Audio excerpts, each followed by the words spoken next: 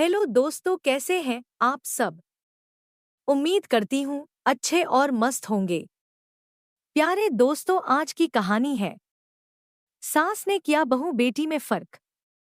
यह कहानी एक ऐसे परिवार की है जो हमारी समाज की एक आम समस्या बहू और बेटी के बीच भेदभाव को उजागर करती है।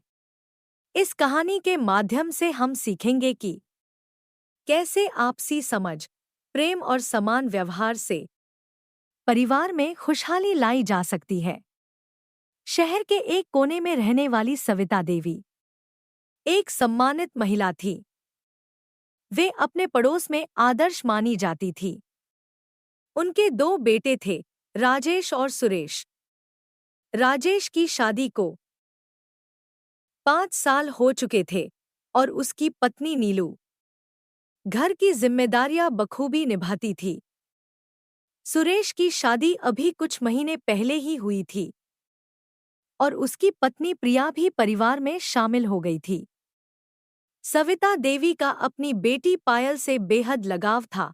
पायल शादी के बाद अपने ससुराल में खुशहाल जिंदगी बिता रही थी। सविता देवी जब भी पायल से मिलने जाती, उसके लिए अच्छे अच्छे तोहफे ले जाती और उसे भरपूर स्नेह देती। लेकिन जब बात उनकी बहुओं की आती, तो उनका व्यवहार एकदम अलग होता। सविता देवी का रवैया उनकी बहुओं के प्रति कठोर था। नीलू और प्रिया घर के सारे काम करती थीं, लेकिन सविता देवी उनसे हमेशा शिकायत करती। वे कहती, आजकल की बहुएं तो घर संभालने लायक ही नहीं होती, हर काम में कमी रह जाती है। एक बार नीलू ने झिझकते हुए कहा, मां जी, मैं कोशिश करती हूँ कि सब कुछ सही से करूं, लेकिन अगर कोई गलती हो जाए तो आप मुझे बता सकती हैं, मैं सुधार लूंगी। इस पर सविता देवी ने तंज कसते हुए कहा, तुम्हारे जैसे बहुओं को सिखाने के लिए समय किसके पास है। पहले ही दिन से सब सीख कर आना चाहिए था। प्रिया ने भी देखा कि सविता देवी का यह व्यवहार न केवल नीलू के साथ था, बल्कि उसके साथ भी वैसा ही था। वह सोचने लगी, क्या बहू होना वास्तव में इतना कठिन है। सविता देवी जब भी पायल के ससुराल जाती, वहां उसकी तारीफों के पुल बांधती। पायल के लिए वे हमेशा अच्छे कपड़े और मिठाई लेकर जाती। घर लौटकर वे कहती, पायल तो अपनी ससुराल में रानी की तरह रहती है। उसका ससुराल कितना अच्छा है, सब उसकी इतनी इज्जत करते हैं। नीलू और प्रिया यह सब सुनती और मन ही मन दुखी होती थी। वे समझ नहीं पाती थी कि एक ही माँ के लिए बेटी और बहू के बीच इतना फर्क क्यों है। आखिरकार वे भी इस परिवार की सदस्य थी और उतनी ही सेवा और सम्मान की हकदार थी। नीलू और प्रिया अपने अपने कमरे में बैठकर कभी-कभी अपनी पीड़ा साझा करती। एक दिन नीलू ने कहा, प्रिया, क्या तुमने नोटिस किया है कि मां जी हमें कभी बेटी की तरह नहीं देखती। हम चाहे कितनी भी कोशिश कर लें, उनके लिए हम हमेशा बाहरी लोग ही रहेंगे। प्रिया ने सहमति में सिर हिलाते हुए कहा, हाँ दीदी, मैं भी यही महसूस करती हूँ। जब भी मैं कोई काम करती हूँ, मां जी उसमें कमियां निकालने लगती हैं। लेकिन जब पायल दीदी आती हैं, तो वे उन्हें सिर्फ आराम करने देती हैं। आखिर ऐसा भेदभाव क्यों? नीलू ने धीरे से कहा, मुझे लगता है कि ये उनकी सोच का परिणाम है। हमारी समाज में यह धारणा है कि बहू हमेशा बाहरी होती है और बेटी अपनी होती है। लेकिन क्या यह सही है? प्रिया ने कहा, बिल्कुल नहीं। अगर बहू को बेटी जैसा प्यार और सम्मान दिया जाए, तो घर में कितना अच्छा माहौल हो सकता है। पर हम कर भी क्या सकते हैं?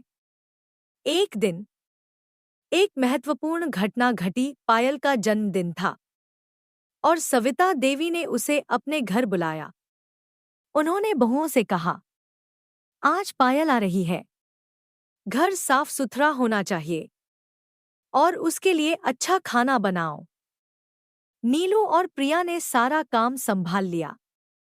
जब पायल आई तो सविता देवी ने उसे गले लगाया और उसकी तारीफ करते हुए कहा, देखो, मेरी बेटी कितनी सुंदर लग रही है।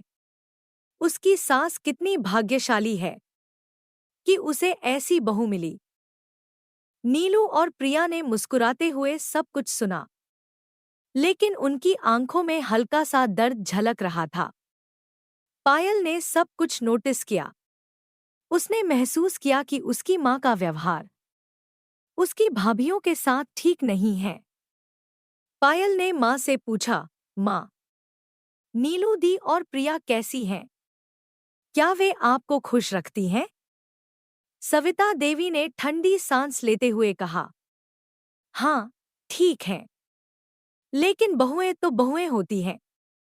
बेटी जैसा कौन हो सकता है? पायल को यह सुनकर अच्छा नहीं लगा। उसने ठान लिया कि वह अपनी माँ को इस सोच से बाहर निकालेगी।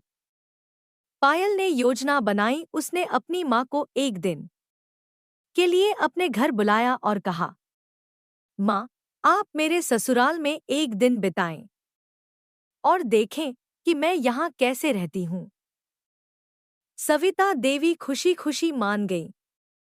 अगले दिन जब वे पायल के ससुराल पहुंची तो उन्होंने देखा कि पायल सुबह से ही अपने ससुराल वालों के कामों में व्यस्त थी।